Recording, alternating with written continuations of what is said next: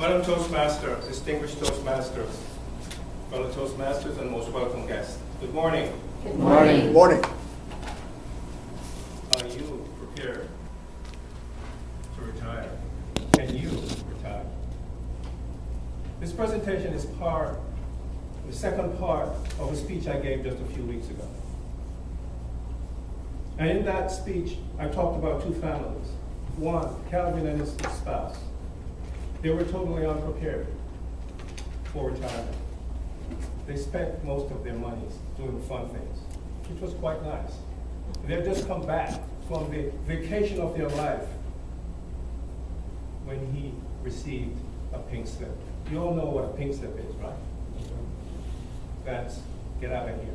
You no longer have a job. No, he arrived at the destination, at the station that we call retirement, the retirement train. Unfortunately, his financial suitcase had virtually nothing in it.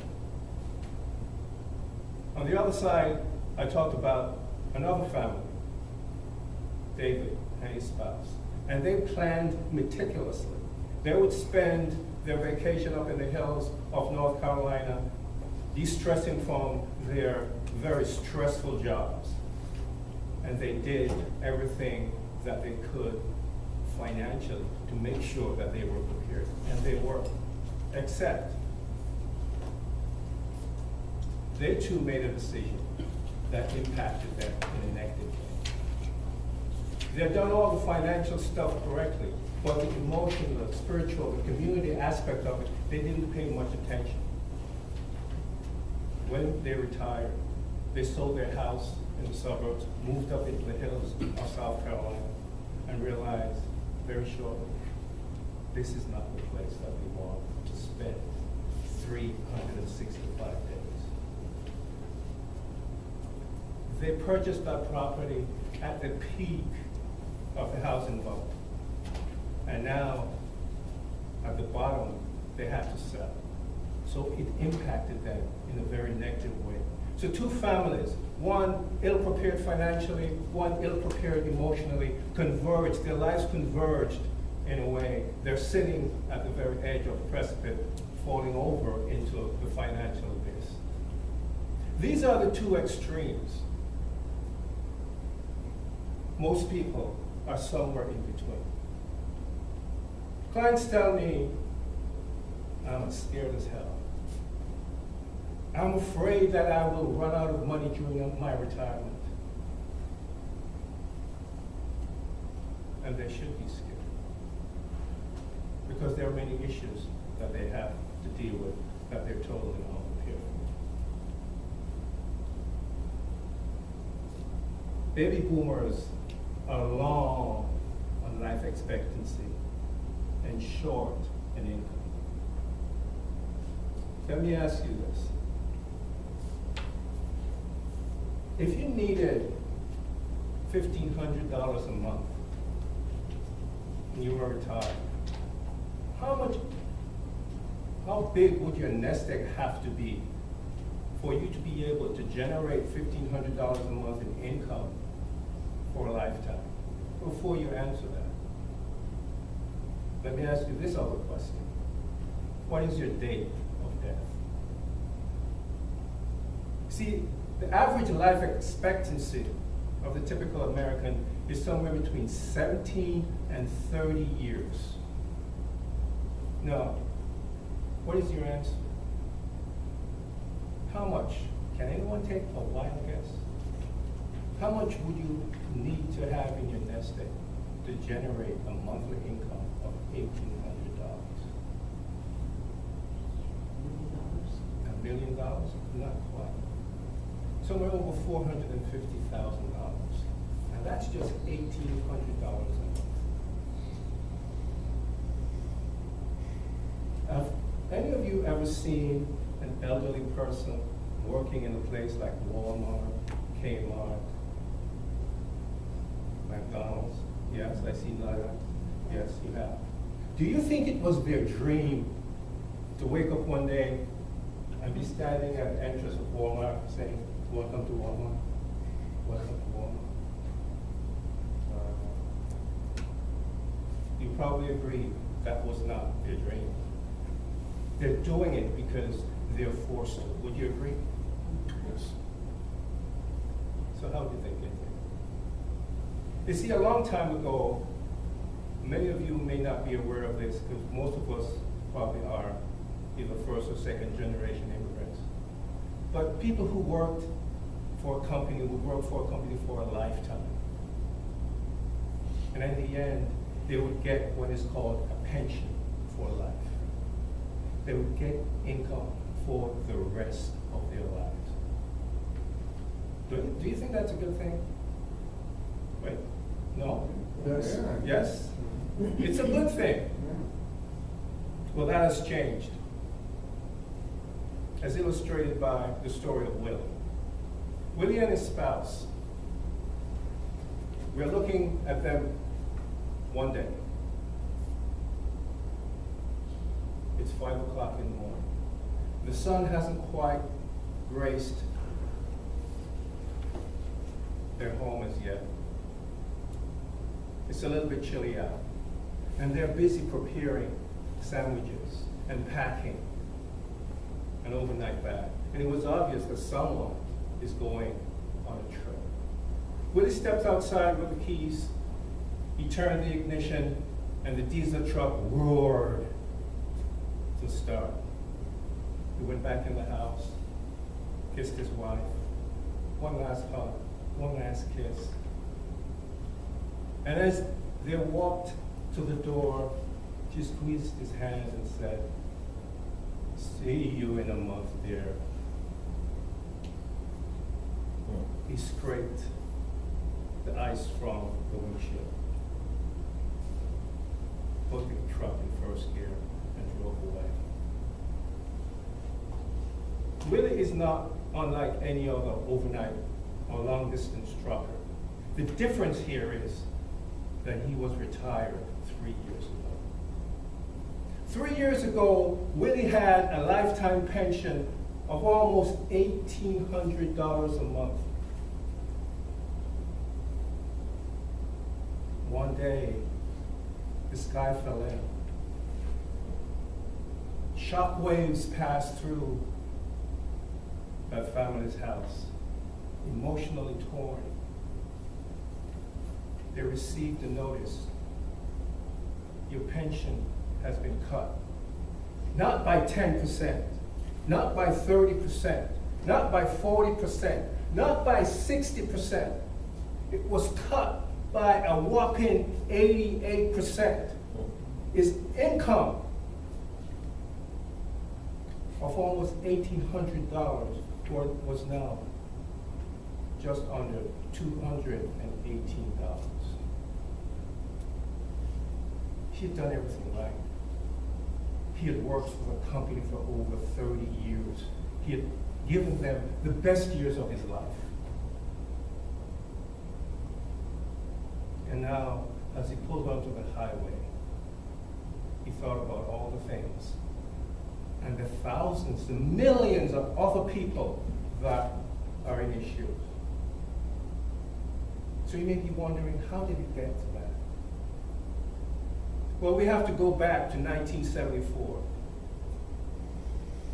to a law that was placed into effect called ERISA, Employment Retirement Income Security Act. And in that act, Congress signed into law the requirement that companies fund their pension plan. But with the stroke of that same pen, they said they could underfund it. So over 18,000 companies have underfunded their pension to the tune of, get this, $450 billion. Willie's company's portion of that was $10 billion.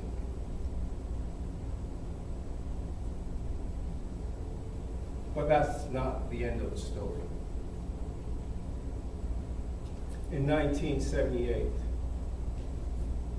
Congress passed another law, the Bankruptcy Protection Act. You may have heard it. Chapter 7, chapter 11, chapter 13.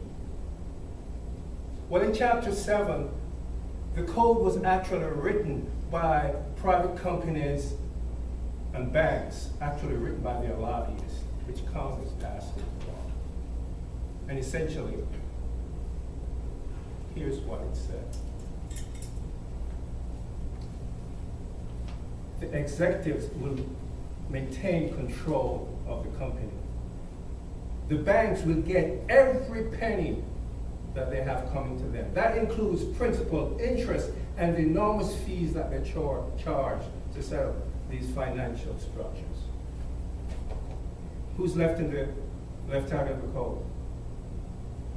Who's left out of the code? Workers. The workers, like Willie. The company you worked for was United, by the way. In 2003, the workers gave back $3.3 billion in compensation to the company so the company would survive. But they weren't satisfied with that. So what did they do? They just ended off the pension plan. It was taken over by the PBGC, Pension Benefit Guaranty Corporation, a government agency designed to protect or to bail out companies that have problems with their pension.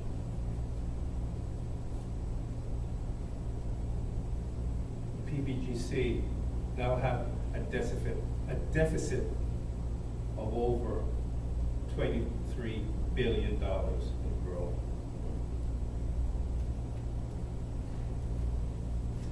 When will these companies file for bankruptcy and they threw off their pension? What happened? The salary went from $218, $1,800 to $218. He didn't do anything wrong. But Willie's story is not atypical. It's not unusual. Many people don't talk about it, but there are people walking out there right now that are in Willie's shoes. But there's another issue that we should be concerned about, and it's called the 401k. We've all heard of it, have you? Right? Everyone has a 401k. Did you know that the 401k was not designed to be the major retirement program? It was hidden in that law that I call ERISA. It was a subchapter in the fine print, and it was designed for two companies. Because back in 1974, the tax rate was much higher than it is now. And highly compensated executives wanted to shelter some of their income. So Xerox and Kodak went to Congress and said, we need to make a little law that protects us. That's what big companies do. And they stuck that in the code. Well, someone is looking. And as more companies found out about it, they forced the IRS to institute, to make it so that anyone could make a contribution to a 401k and get the same level of tax shelter as these executives receive. Sounds great. But then, the mutual fund industry, the financial services industry, the industry that I'm in, saw an opportunity to create billions of dollars for themselves. They went to the company executives and they said, you know what? You're now funding a pension plan. It's costing you 6 to 8% of payroll. And they said to the employees, you know those companies that reduced people's pension? Now you are in control. And so people started funding. And at the time, the stock market was on a bull market run. Oh, everybody was in heaven. Exuberance, joy. People felt emancipated because now they had control. But what they didn't know was the risk was now shifted to them. The management was now shifted to them. In a pension plan, a professional manager manages the account. In a 401k, the novices manage their account.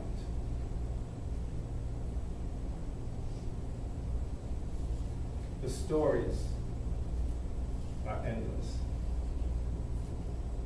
So why am I telling you that today?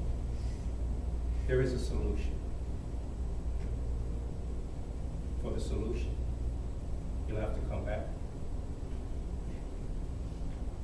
The solution is simple in concept, but extremely difficult to execute.